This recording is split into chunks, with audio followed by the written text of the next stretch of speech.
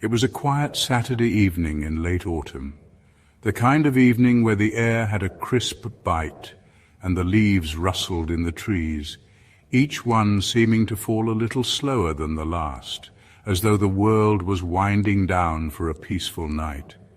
I'd spent the day running errands and trying to catch up on personal tasks. By dusk, I found myself yearning for a moment of solitude. It had been a long week, and the weight of it all was starting to catch up with me. So I decided to take a walk through the old park on the edge of town.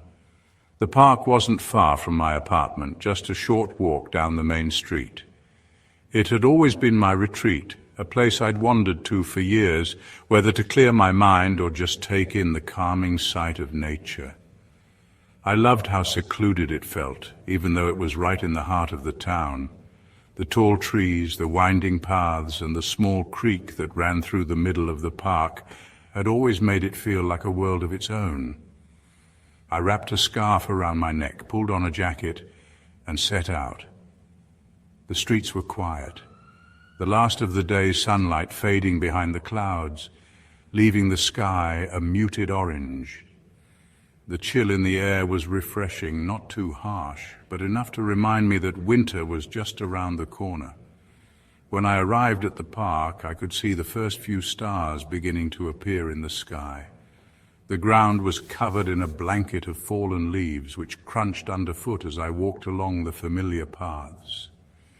The faint rustle of the wind through the branches and the soft murmur of the creek were the only sounds. For a moment I felt a sense of peace wash over me, and I let myself simply enjoy the solitude.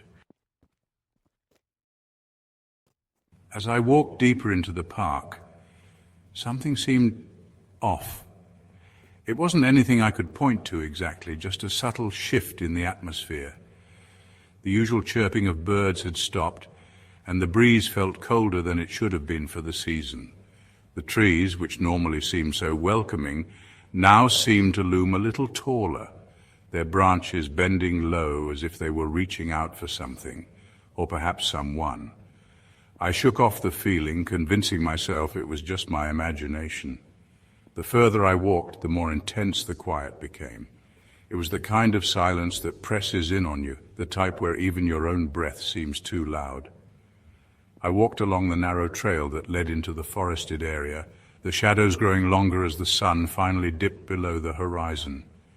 The dim light from the last remnants of dusk flickered as if it was fading too quickly, replaced by the unyielding darkness. I hadn't noticed the path twisting until I was already lost in it. The trees on either side grew thicker, and soon I was standing in a small clearing. This clearing had always felt a little strange to me, even though I had visited it countless times before.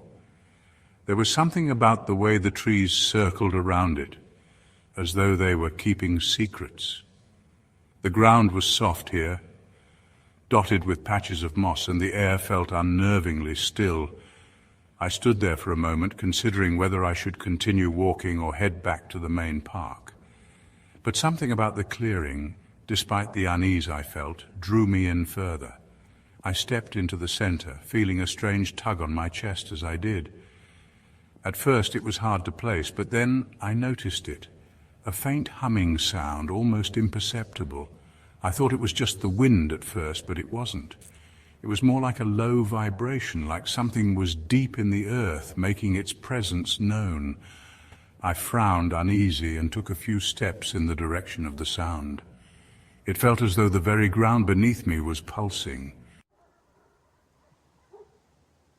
That's when I heard it, a whisper. Just one word, soft and barely audible, but unmistakable. Go.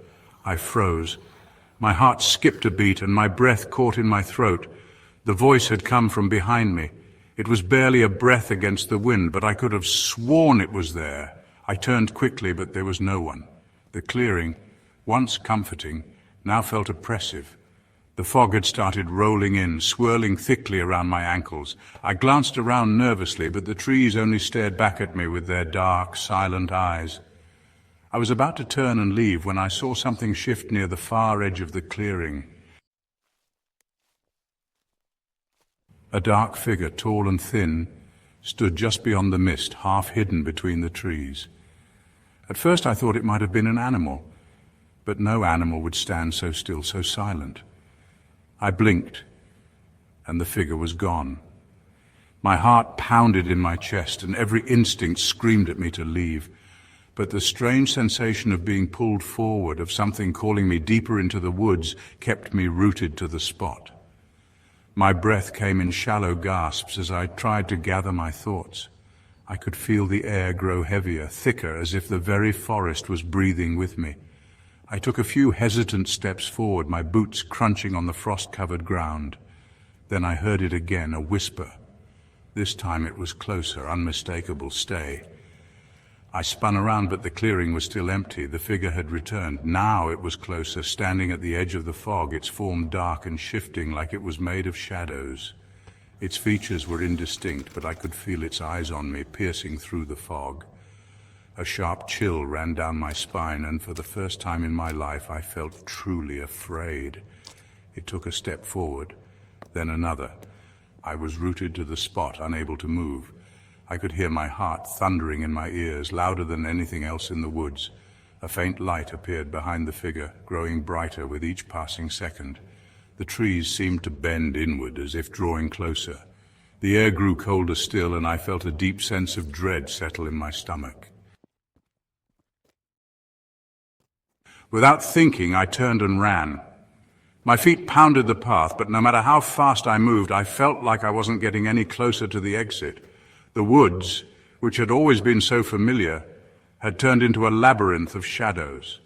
The fog grew thicker with every step, and I couldn't even see the ground beneath me. It was as if the trees themselves were moving, reshaping the path in front of me, trapping me deeper in their grasp. Behind me, I could hear the unmistakable sound of footsteps, slow and heavy, drawing closer with every second. I dared not turn around to see how much closer the figure was, but I could feel it, growing nearer, its presence suffocating. Suddenly, the fog cleared just enough for me to see a small light in the distance. The entrance to the park. I ran with everything I had, my legs burning with exhaustion. I could hear the figure behind me still getting closer. It was almost as if it was closing the distance faster than I could run. Just as I reached the edge of the woods, I glanced over my shoulder. The figure was right behind me now, its face just out of sight, but its dark, looming presence was unmistakable. I stumbled out of the forest, gasping for air, and then I ran down the street as fast as I could. When I finally made it back to my apartment, I slammed the door shut, my breath ragged, my body trembling with adrenaline. I stood in the hallway for a long time, staring at the door, half expecting it to burst open at any moment. I don't know what that thing was or why it was following me, but I do know one thing for certain: I will never return to that park, never again. And as I lay in bed that night, I could hear it again, the soft, familiar whisper floating through the wind just outside my window. "Stay," but I